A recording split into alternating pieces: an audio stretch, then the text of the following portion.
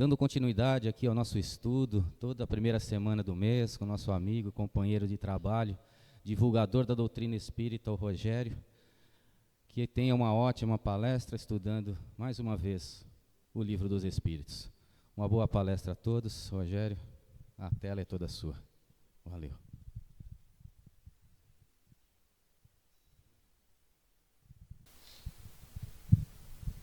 Boa noite. Mais uma vez, muito obrigado por vocês permitirem essa oportunidade de nós estarmos juntos, vendo mais um pequeno capítulo do Livro dos Espíritos. Agradeço também à casa, aos diretores, por me proporcionar isso. Como de hábito, seguimos os nossos estudos do Livro dos Espíritos e hoje com 3 questõezinhas só. Mas acho que a gente consegue aí com 50, 60 minutos discutir essas 3 questões. Para lembrar, como de hábito, que nós estamos no segundo livro, ou na segunda parte do Livro dos Espíritos, que trata da vida espiritual propriamente dita e que é a base para o Livro dos Médiuns. E nessa segunda parte, nós estamos no capítulo 8º, que cuida de nos explicar das relações do espírito quando na erraticidade, ou seja, quando ele está liberto do corpo por alguma razão. Dentro desse capítulo 8º, hoje a gente vai ver o 3º item, que é a transmissão oculta do pensamento. Esse é um assunto assim, bastante curioso e que vocês vão ver aqui no decorrer do nosso estudo, da nossa leitura. A gente lida com isso no nosso dia a dia, assim, de uma forma muito prática, muito habitual. Então, a primeira questão desse capítulo, Kardec pergunta assim para os codificadores: que é o que dá a causa, aqui uma ideia de uma descoberta, por exemplo, surgem muitos pontos ao mesmo tempo. A pergunta dele é: por que acontece, às vezes, da mesma ideia, aparecer em diversas situações, em diversos lugares, com pessoas diferentes? Será que isso é uma coincidência ou que existe algum tipo de conexão ou de ação mesmo do plano espiritual para que isso ocorra? E a resposta dos codificadores é a seguinte: já dissemos, e aí ele se refere aos capítulos que nós vimos anteriormente, que durante o sono os espíritos se comunicam entre si. Sim, libertos da matéria, na condição de espíritos errantes, na erraticidade, assim é que a gente se refere a esse momento, nós nos encontramos com espíritos afins, simpáticos, que comungam das mesmas ideias e coisas que a gente gosta. Ora bem, quando se dá o despertar, o espírito se lembra do que aprendeu e o homem julga ser isso um invento de sua autoria. Nós já vimos também em capítulos anteriores que nós trazemos, com as limitações que o corpo nos impõe, as memórias dos encontros e das coisas que nós fazemos nesse período de erraticidade. Então, por exemplo, durante o sono, libertos da matéria, nós muitas vezes nos encontramos com outros espíritos, conversamos, tratamos de assuntos, aprendemos e estudamos e trazemos de uma certa forma no nosso despertar todas as sensações e as emoções em maior ou menor grau que nós vivenciamos nesse período de erraticidade. É a isso que ele está se referindo aqui. Assim é que muitos podem simultaneamente descobrir a mesma coisa. Ora, imaginem vocês num encontro ou numa reunião no plano espiritual, cada um de um determinado lugar, tratando de um assunto comum, e no momento em que essas criaturas todas retornam ao corpo material, trazem a mesma lembrança, trazem as mesmas ideias, tratam-na como se fossem deles, e assim surge o mesmo assunto ou a mesma ideia em diferentes localidades, em diferentes locais. Quando dizeis que uma ideia paira no ar, usais de uma figura de linguagem mais exata do que supondes. Essa é uma figura de linguagem que a gente usa normalmente, né? Nossa, está pairando no ar uma ideia assim, assim, assim, ou está pairando no ar uma sensação. E aqui o codificador está dizendo que isso é mais real do que a gente imagina quando usa essa frase. Todos, sem o suspeitarem, contribuem para propagá-la. Então, com essa ideia fervendo no ar, todos nós somos suscetíveis de perceber isso e divulgar ou avançar nessa ideia sem saber exatamente qual é a origem dela. E aqui uma nota do próprio Kardec. Desse modo, o nosso espírito revela muitas vezes a outros espíritos, malgrado o nosso, o que constituía objeto de nossas preocupações no estado de vigília. Então, muitas das situações que nós vivemos durante esse período de desligamento, nós os levamos, conversamos, tratamos, e isso, de uma certa forma, é divulgado. Nós vamos agora sair um pouquinho do Livro dos Espíritos e vamos para um caso real disso, que está na Revista Espírita de 1866, no mês de junho, em que Kardec relata uma situação que ele próprio viveu e recebe as explicações daquela situação. É bastante interessante, tem a ver com a nossa vida atual e ilustra muito bem essa questão 419 que nós vimos. O título desse artigo é Um Sonho Intuitivo. E começa assim. É o próprio Kardec escrevendo. Durante a última doença que tivemos no mês de abril de 1866, estávamos sob o império de uma sonolência e de um arrebatamento quase contínuos. 1866, 1867, 1868. Kardec sofreu várias situações em que esteve doente, inclusive por causa de excesso de trabalho e inclusive fora advertido pelo plano espiritual que ele deveria cuidar mais da condição física dele, porque senão ele não a terminaria. Então, num desses momentos em que ele estava sonolento por causa da doença, ele viveu isso.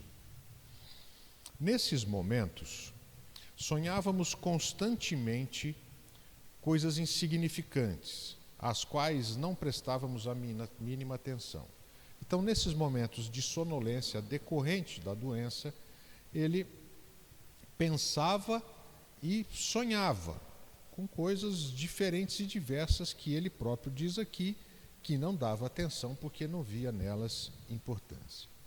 Mais especificamente, numa noite de 24 de abril, a visão ofereceu um caráter tão particular que o impressionou. Num lugar que nada lembrava a nossa memória e que se parecia com uma rua, ou seja, ele não tinha lembrança nenhuma de que já estivera nessa rua, havia uma reunião de indivíduos, então ele presenciando isso, nesse estado de sonolência, um grupo de pessoas reunidas, que conversavam. Nesse número só, alguns nos eram conhecidos em sonho, mas sem que os pudéssemos designar pelo nome. Então, ele vê numa rua um grupo de pessoas, alguns ele conhecia, mas não era capaz de saber o nome.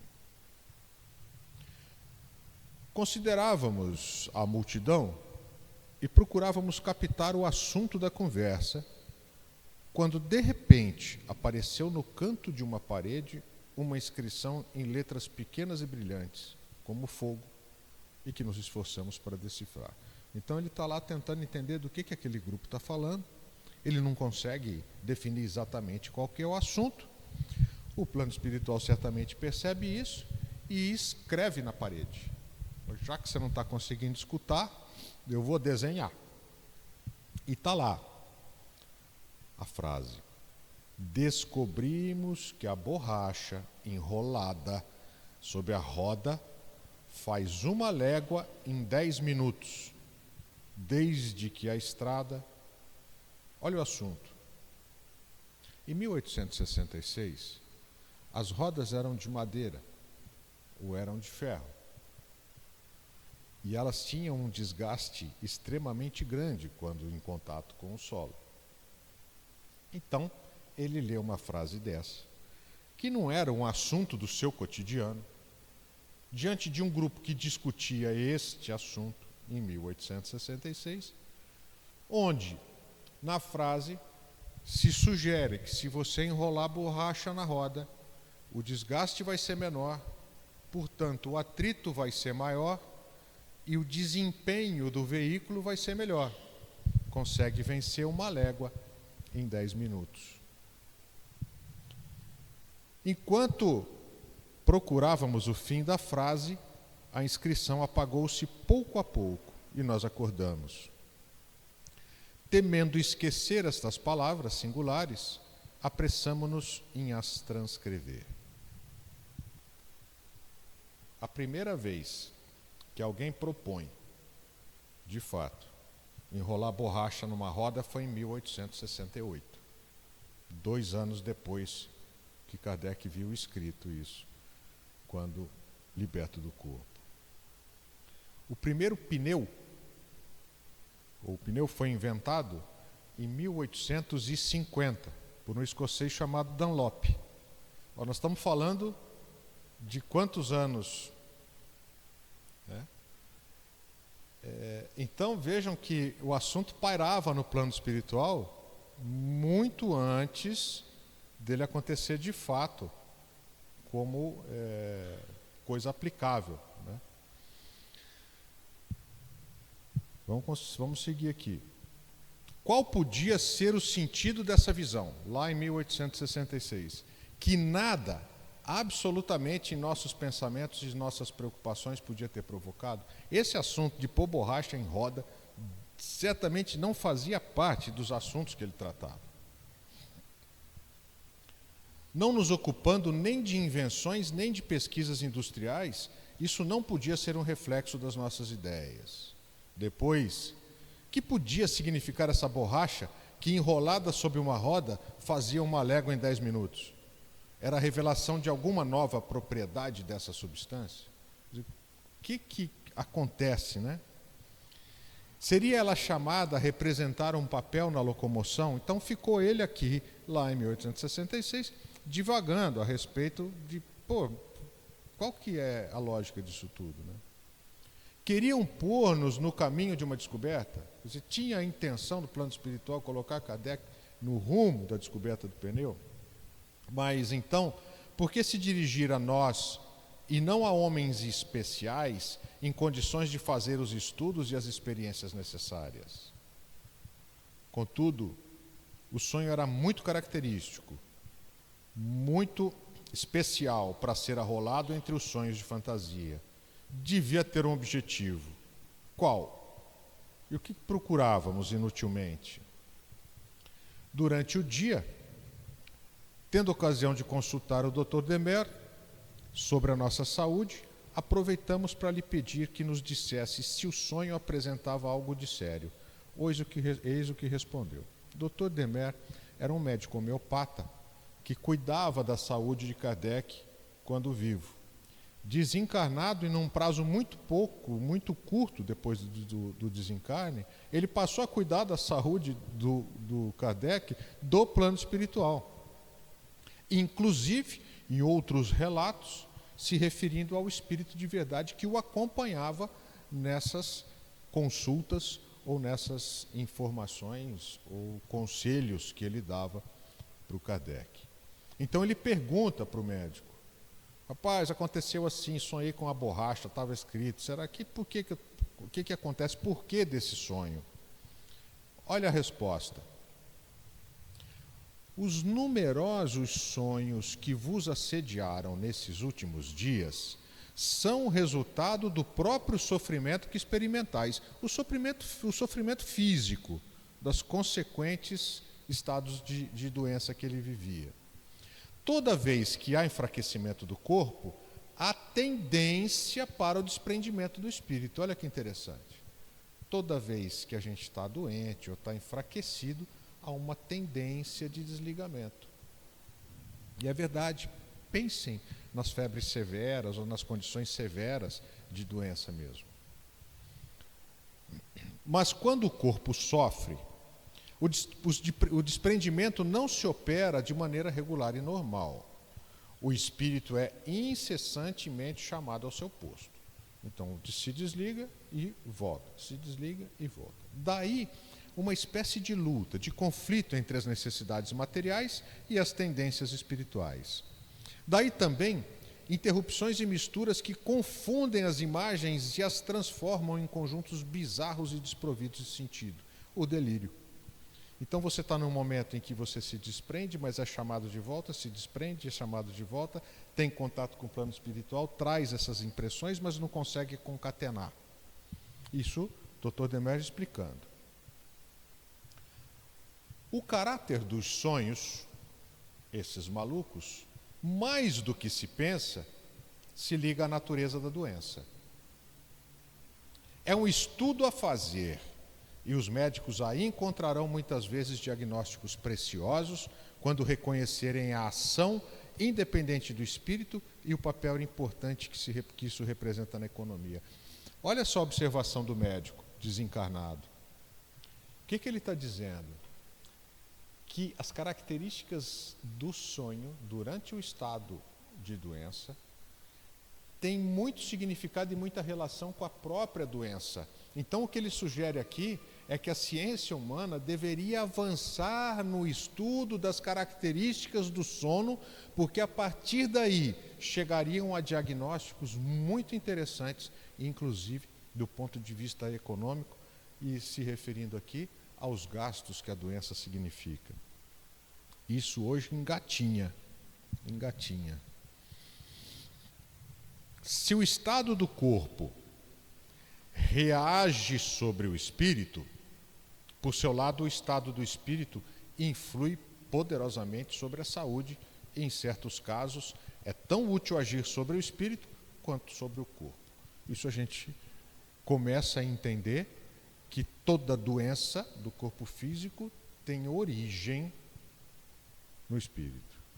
A ciência hoje já considera isso e, inclusive, avança com pesquisas seríssimas a esse respeito. Ora, muitas vezes a natureza dos sonhos pode ser um indício do estado do espírito.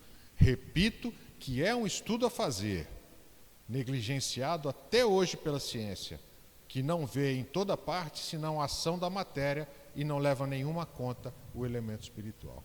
Olha que interessante isso, o começo da explicação do médico. Eu juro para vocês que eu encurtei bem esse texto, mas isso aqui tinha que estar aqui, porque é uma observação das mais sérias. O sonho que me revelais, que estava escrito na parede, que tinha que enrolar a borracha no pneu, do qual guardastes uma lembrança tão nítida, parece-me pertencer a outra categoria. Não é aquele sonho decorrente do estado doentio. Opa! Ele contém um fato notável e digno de atenção. Certamente foi motivado, mas presentemente eu não vos poderia dar uma explicação satisfatória. Só poderia dar-vos minha opinião pessoal, de que não estou muito seguro. Tomarei minhas informações em boa fonte, amanhã vos comunicarei o que tiver aprendido. Olha a atitude de um espírito elevado. Ele dá uma explicação a respeito da relação entre sonho e saúde. Ele se refere ao tipo de sonho e diz para o Kardec assim: eu de fato não sei. Espera um pouquinho aí, que eu vou buscar saber e te trago a resposta aqui. Essa atitude mais digna que a gente poderia esperar, né? No dia seguinte, ele nos deu essa explicação. Certamente, numa sessão seguinte, porque isso foi escrito durante uma sessão na Sociedade Espírita de Paris. Agora sim, volta o médico. O que vistes no sonho, que me encarreguei de vos explicar, não é uma dessas mensagens fantásticas provocadas pela doença. Então, o que ele supôs, pelas características com que ele descreveu o sonho, isso não tem nada a ver com a doença não, isso é um recado mesmo. Ele foi averiguar e confirmou o que ele achava. É realmente uma manifestação não de espíritos encarnados, mas de espíritos encarnados. Sabeis que no sono podemos nos encontrar com pessoas conhecidas ou desconhecidas, mortas ou vivas. Foi este último caso que se deu naquela circunstância. Então, naquele momento em que ele vê um grupo discutindo, ele tenta ir lá entender do que eles estão falando, era um grupo de espíritos que estavam encarnados e que se reuniram ali para tratar da questão da roda, do atrito dela com o chão, do desgaste dos materiais, e discutiram a possibilidade, então, de usar borracha como material de interface entre a roda e o piso. Olha, eram encarnados, e ele foi lá. Os que vistes são encarnados, que de forma isolada se conhecem, e sem se conhecerem, perdão, encarnados que de forma isolada, sem se conhecerem, ocupam-se de invenções tendentes a aperfeiçoar os meios de locomoção, anulando tanto quanto possível o excesso de despesa causada pelo desgaste dos materiais hoje em uso. Esses espíritos, que necessariamente não se conheciam, trabalhavam no mesmo princípio e foram ali reunidos por afinidade de ideias. Olha que coisa fantástica.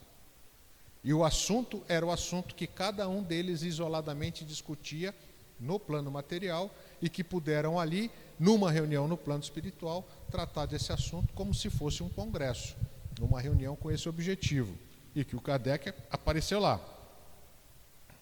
Uns pensaram na borracha, outros em outros materiais, mas o que há de particular é que quiseram chamar a vossa atenção como assunto de estudo psicológico sobre a reunião, num mesmo local, de espíritos de diversos homens, perseguindo o mesmo objetivo. Por que chamar a atenção do Kardec? Por causa da borracha? Não, por causa do processo que acontece, o tipo de reunião, como é que essas ideias chegam, como é que essas memórias chegam, para que ele pudesse trazer para a gente essa informação, não da borracha, mas de como essas reuniões e como essas ideias surgem em vários pontos do planeta ao mesmo tempo, com as mesmas características. Segue ainda. A descoberta não tem relação com o espiritismo. O espiritismo trata das nossas relações com o plano espiritual e da descrição, da explicação de como é a vida de fato no plano espiritual. Não tem nada a ver com pneu. Mas o processo que ele acompanhou, sim. É apenas o conciliábulo dos inventores que vos quiseram mostrar, e a inscrição não tinha outra finalidade senão especificar aos vossos olhos o objetivo principal da sua preocupação. Pois há alguns que procuram outras aplicações para a borracha. Ficai persuadido de que assim o é muitas vezes, e que quando vários homens descobrem ao mesmo tempo, quer uma nova lei, quer um novo corpo em diferentes pontos do globo, seus espíritos estudaram a questão em conjunto durante o sono, e ao despertar, cada um trabalha por seu lado, tirando proveito do fruto de suas observações.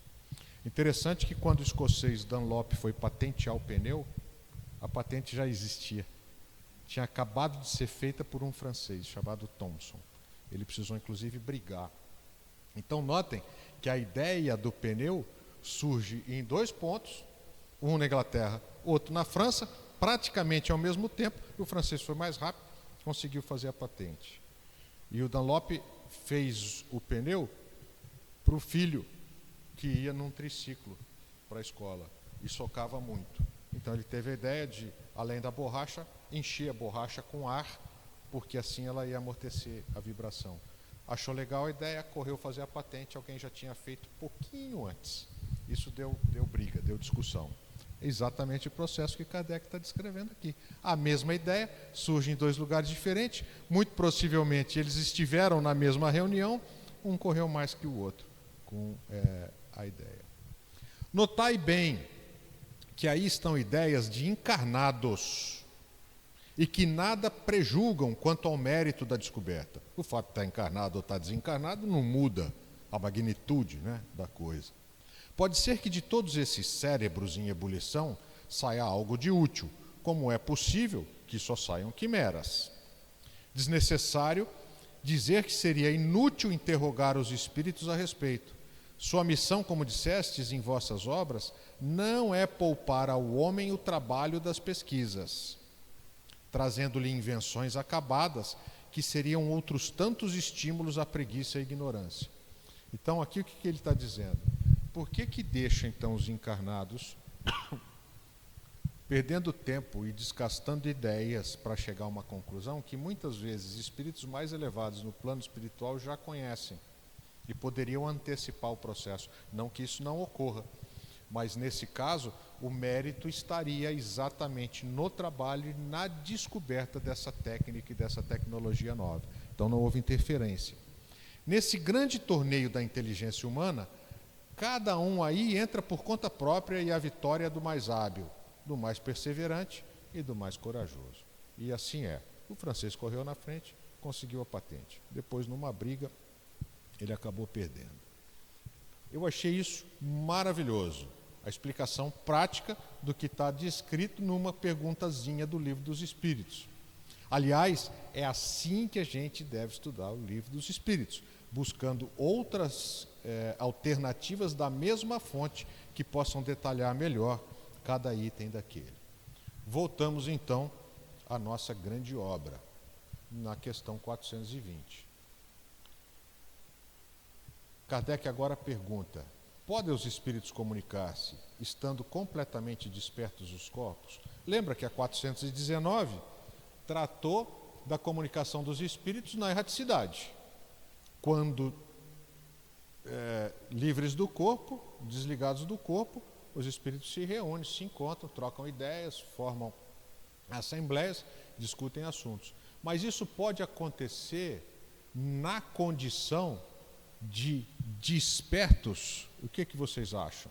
Que as ideias podem se propagar também aqui, na condição em que a gente não está na erraticidade, está bem grudadinho no corpo?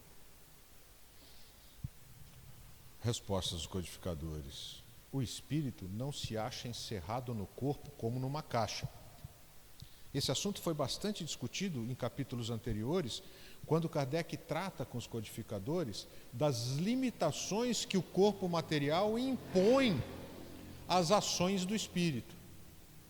O espírito consegue fazer coisas até o ponto que o corpo passa a ser um impeditivo.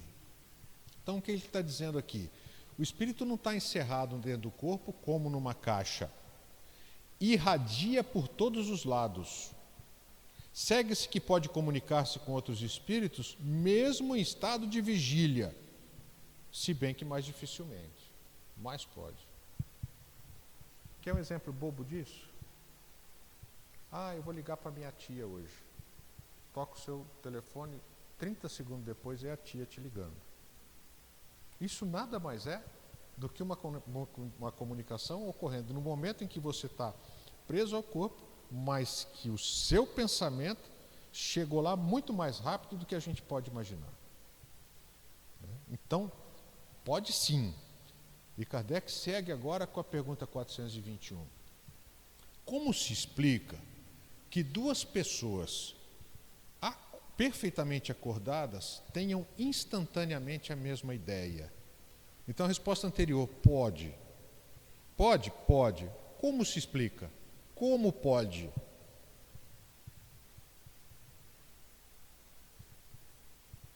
São dois espíritos simpáticos que se comunicam e veem reciprocamente seus pensamentos respectivos, embora sem estarem adormecidos os corpos. Quando ele fala são dois espíritos simpáticos, são dois espíritos que têm a mesma frequência, são dois espíritos que comungam das mesmas ideias, das mesmas energias, das mesmas sensações, dos mesmos pensamentos.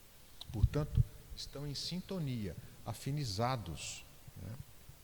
E que, ainda despertos, presos ao corpo, conseguem irradiar o seu pensamento e captarem isso, né? Pensamos juntos. Criança, eu estou agora lá em casa com uma tropa lá de férias, então eu fiquei observando hoje com eles lá, tem a discussão assim, eu falei primeiro e não sei o que tal. Hoje foi eu pensei primeiro, porque todos pensaram ao mesmo tempo a mesma arte, né? Mas teve o que pensou primeiro. Então é exatamente isso, a ideia surge no grupo, né?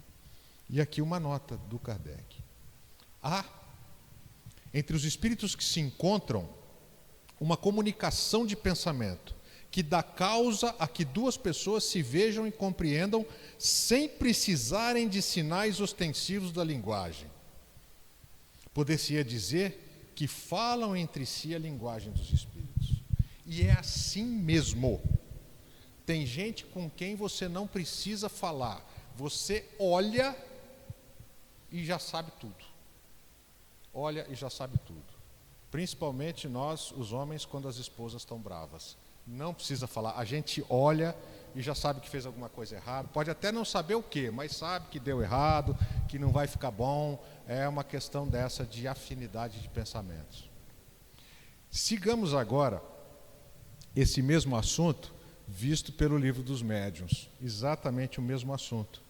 Então está lá, 58ª questão, que trata das evocações, e o título é Telegrafia Humana.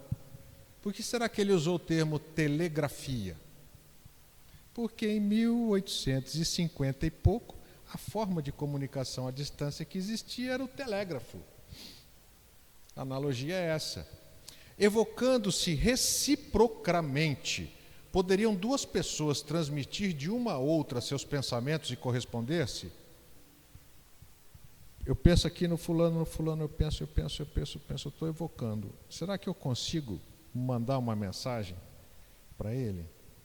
Resposta dos codificadores, certamente. E essa telegrafia humana será um dia um meio universal de correspondência. Quando a gente entender e dominar essa técnica, não vai precisar falar mais. Olha que legal, não vai precisar ouvir mais. Um vai pensar e o outro vai captar. Simples e rápido assim. E segue. Por que não será praticada desde já? Já que dá, por que a gente já não sai fazendo isso? É praticável para certas pessoas, mas não para toda a gente. Preciso é que os homens se depurem, a fim de que seus espíritos se desprendam da matéria, e isso constitui uma razão a mais para que a evocação se faça em nome de Deus. Tem que ser para o bem. Até lá, continuará circunscrita às almas de escol e desmaterializadas, o que raramente se encontra nesse mundo, dado o estado dos habitantes da Terra. A nossa condição evolutiva não permite, mas temos aqui no globo espíritos que sim, conseguem fazer isso com maestria, num nível obviamente mais elevado que o nosso. E para não perder o hábito, a gente volta para a Revista Espírita de novo, para tratar dessa questão, agora num artigo de maio, na mesma revista de 1866, e que foi também transcrita por um médium. E a pergunta aos espíritos é assim: quando alguma coisa é pressentida pelas massas, geralmente se diz que está no ar. qual a origem dessa expressão? Reunião na Sociedade Espírita de Paris, em que o assunto certamente era esse, das ideias que acontecem, como foi o do pneu, né? A resposta dos espíritos. Sua origem, como de uma porção de coisas de que não nos damos conta e que o Espiritismo vem explicar, está no sentimento íntimo e intuitivo da realidade. A expressão é mais verdadeira do que se pensa. Olha a resposta lá da questão 420 do Livro dos Espíritos. Isso aqui é verdade? É muito mais verdadeiro do que você imagina. É verdade, sim. Paira no ar. E segue. Esse pressentimento geral, a aproximação de algum acontecimento grave, tem duas causas. A primeira vem das massas inumeráveis de espíritos que incessantemente percorrem o espaço e que têm conhecimento das coisas que se preparam.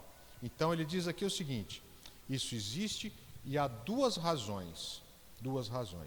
A primeira causa, as massas inumeráveis de espíritos que incessantemente percorrem o espaço e que têm conhecimento das coisas que se preparam. Em consequência de sua desmaterialização, estão mais aptos a seguir o seu curso e lhe prever o desfecho. Isso aqui a gente chama de premonição, profecia. São espíritos que, atentos ao desenrolar das coisas na Terra, são capazes de prever o que ocorrerá em função da conduta ou da forma como o grupo que está aqui encarnado age. Dessa forma, ele pode sim trazer a ideia para esse grupo e ela aparecer em várias situações ao mesmo tempo. Esses espíritos roçam incessantemente a humanidade, tangem, tão perto, comunicando-lhe os seus pensamentos pelas correntes fluídicas que ligam o mundo corporal ao mundo espiritual. Então os espíritos irradiam o pensamento e nós somos capazes de captá-lo, eu aqui, outro em outro lugar, outro lá, e são mensagens trazidas dessa forma. Embora não os vejais, seus pensamentos vos chegam como o aroma das flores ocultas na folhagem, e vós assimilais sem perceber. Olha que analogia bonita. Você sente o cheiro da flor, mas não sabe exatamente onde ela está, porque ela está escondida. A gente sente o pensamento e a mensagem que vem, mas não sabe de onde vem nem de quem vem.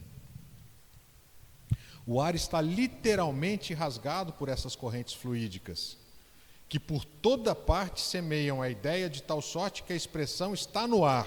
Não só é uma figura, mas positivamente verdadeira.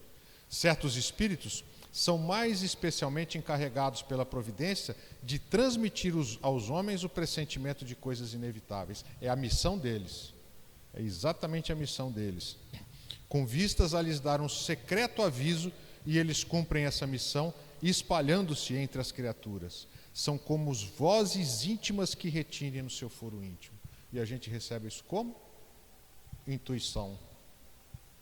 Eu sempre falo que na grande maioria das vezes a gente não dá ouvidos às intuições. Uma pena. Agora a segunda causa. Então a primeira são espíritos que estão no meio de nós, observando, muitas vezes com essa missão, vendo o desenrolar das coisas, e chega aqui e fala: Barone, desse jeito que você está fazendo aí não vai dar certo. É a missão dele, vir e avisar e conduzir. Outros vêm e contam para um grupo: vai acontecer tal catástrofe porque a condução está sendo errada. Agora a segunda causa. A segunda causa desse fenômeno está no desprendimento do espírito encarnado durante o repouso do corpo. Lá, a primeira questão desse capítulo, a 419. Nesses momentos de liberdade, ele se mistura aos espíritos semelhantes, aos simpáticos, aos afins, como aconteceu com Kardec, e lá vê aquela reunião de espíritos que não se conheciam para tratar do mesmo assunto. Penetra-se de seus pensamentos, vê o que não pode ver com os olhos do corpo, relata a sua intuição ao despertar como de uma ideia que lhe é toda pessoal. Então ele vai, vê, participa, mas não consegue lembrar disso e traz essa ideia como uma intuição, no momento que está no corpo de novo. Isso explica como a mesma ideia surge ao mesmo tempo em 100 lugares diferentes, em milhares de cérebros. Essa faculdade existiu em todos os tempos. Desde que existe o homem na fase hominal na Terra, isso existe. Mas é de notar que se desenvolve e se multiplica sob o império de circunstâncias que incrementam a atividade do espírito nos momentos de crise e quando da aproximação dos grandes acontecimentos. As revoluções, as guerras, as perseguições de partidos e de seitas sempre fizeram nascer um grande número de videntes e inspirados, que foram qualificados e iluminados. Quem assina? O mesmo Dr. Demer, que era o médico de Kardec quando encarnado. Perdão, e que seguiu sendo depois de desencarnado. Então, olha quanto material a gente consegue para associar a 3 pequenas questões do Livro dos Espíritos, que podem passar assim como coisas de menor importância, né, quando a gente está estudando o livro. E assim a gente encerra mais esse capítulo dessa obra fantástica. E eu convido a vocês nesse momento a, comigo e com a espiritualidade amiga que se encontra presente,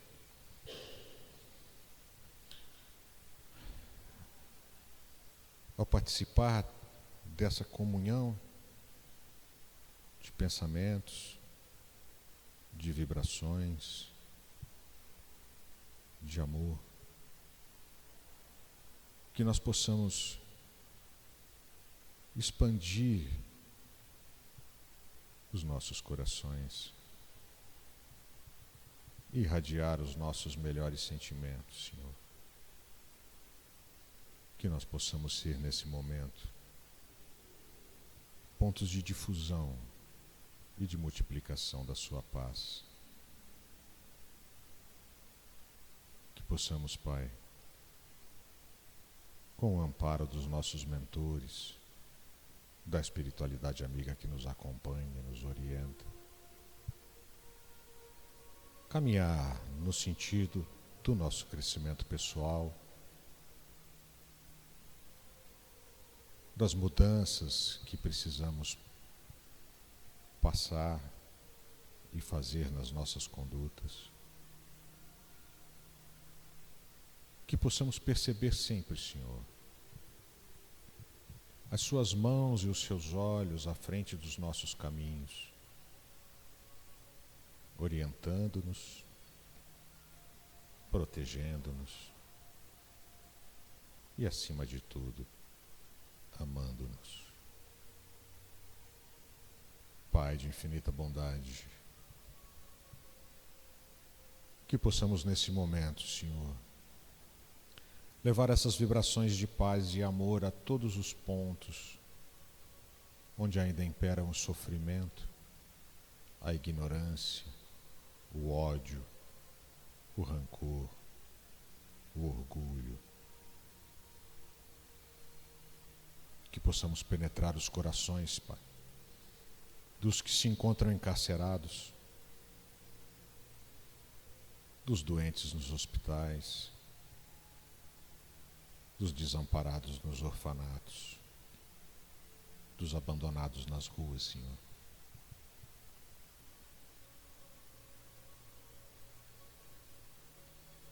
Permita-nos dar graças à nossa condição de entendimento, à nossa possibilidade de aprendizado, Senhor. E que possamos ter força para introduzir os seus ensinamentos no nosso cotidiano. Que possamos, a cada passo que dermos, dá-los no sentido do seu amor e da sua paz. E com a sua oração, Mestre, encerramos essa pequena reunião de estudos dessa noite. Pai nosso que estais no céu, santificado seja o vosso nome. Venha a nós o vosso reino. Seja feita a vossa vontade, assim na terra como no céu. O pão nosso de cada dia nos dai hoje. Perdoa as nossas dívidas, assim como perdoamos aos nossos devedores. Não nos deixeis cair em tentação. Livra-nos de todo mal, porque seu é o reino, o poder e a glória para todo sempre, Senhor. Que assim seja. Muito obrigado a todos, uma boa noite, um bom retorno aos seus lares.